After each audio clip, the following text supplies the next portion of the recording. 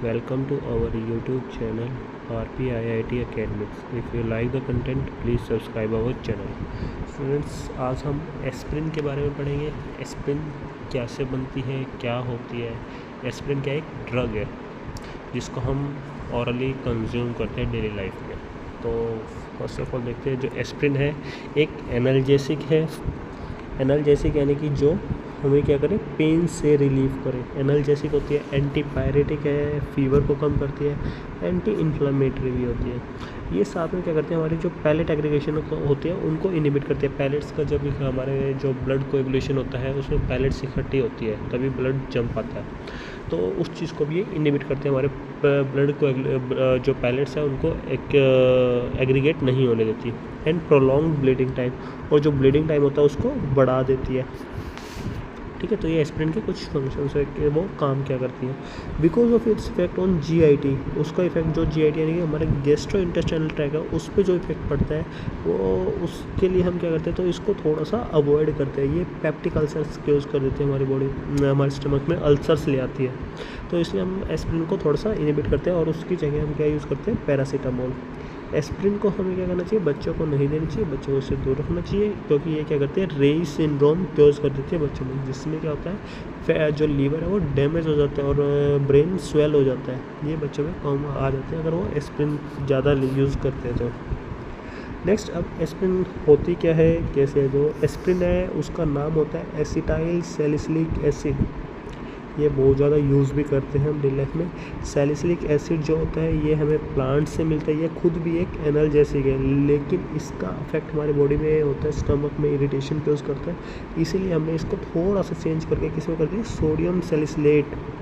ये sodium salicylate same salicylic acid होता है, बस उसकी कुछ प्रॉपर्टीज़ मेंटेन रहती है। एडवर्स इफेक्ट जो होता है वो ख़त्म हो जाता है।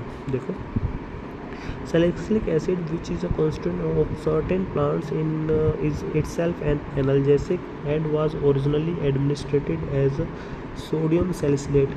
Since salicylic acid has an irritating effect on stomach, irritating effect the stomach में chemist thought of a modification which would retain its property, उसकी property retain रहती है while decreasing the adverse effect, और adverse effect क्या होता है, कम हो जाता है। Conversion of the ester satisfied this requirement. Aspirin proved to be effective as a sodium salicylate without the irritation of phenolic compound. तो जो हम इसको कन्वर्ट करते हैं एस्टर्स में, वो इसके इफेक्ट को जो सोडियम सैलिसिलेट का सेम रखते हैं, लेकिन इरिटेशन नहीं होने देती। Aspirin however hydrolyzed to salicylic acid in the alkaline medium of the intestine by esterase enzyme। जो एस्प्रिन है वो हाइड्रोलाइज हो जाता है हमारी बॉडी में, किसमें, सैलिसिलिक एसिड में, एल्कलाइन मीडियम में। अगर आप हमारी बॉडी में एल्कलाइन मीडियम होगा, देखो ये एस्प्रिन है, बॉडी में एल्कलाइन मीडियम होता है, सैलिसिलिक एसिड में वो क्या होता है, हाइड्रोलाइज भी हो जाती है। कौन से एंजाइम से, एस्ट्रेज एंजाइम। तो हमारी बॉडी में ही सैलिसिलिक एसिड जो एस्प्रिन हो कैसे क्या बनाती है, सैलिसिलिक एसिड। नेक्स्ट, एस्टेरिफिकेशन कैसे हो रहा है, देखो सैलिसिलिक एसिड है, उसके साथ क्या जुड़ा है, हमारा एसिटिक एसिड। तो in the presence of H2SO4 aspirin बन गया।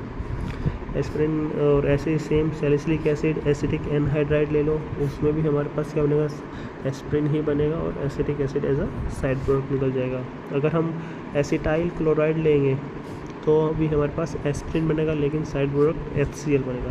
डिपेंडिंग कि हमें साइड प्रोडक्ट में क्या चाहिए तो हम अलग अलग सब्स्टिट्यूट रिएक्टेंट्स यूज़ करते हैं। सैलिसिलिक एसिड के साथ हम एसिटिक एसिड यूज़ कर सकते हैं, एसिटिक एनहाइड्राइड यूज़ कर सकते हैं, और एसिटाइल क्लोराइड भी यूज़ कर सकते हैं। जो एस्टेरिफिकेशन रिएक्शन है इसको मोस्टली हम क्या करते हैं, हम एसिड एनहाइड्राइड के साथ करते हैं। जो हमें एस्प्रिन चाहिए होती है, salicylic acid plus acetic anhydride, acetyl salicylic acid, वही हमारा एस्प्रिन बन गया ये, और ये एसिटिक एसिड रिमूव हो जाता है easily. Because of its low solubility in water, it is isolated from the reaction mixture by precipitating with water। अब ये पानी के अंदर जो हमारे एस्प्रिन बनते हैं वो डिजोल्व नहीं होती इतनी आसानी से, तो हम उसको प्रेसिपिटेट आउट कर सकते हैं वाटर के अंदर डाल के। ठंडे पानी में डालेंगे बाहर आ जाएगी। Water to hydrolyse acetic anhydride and complete the PPT of aspirin, और वहाँ से हमें एस्प्रिन के प्रेसिपिटेट बाहर मिल जाएंगे। Heat it produce in the reaction, जो ये रिएक्शन होती है कैसे, हमारी एक्सोथर्मिक रिएक्शन, इसमें हीट प्रोड्यूस होती है।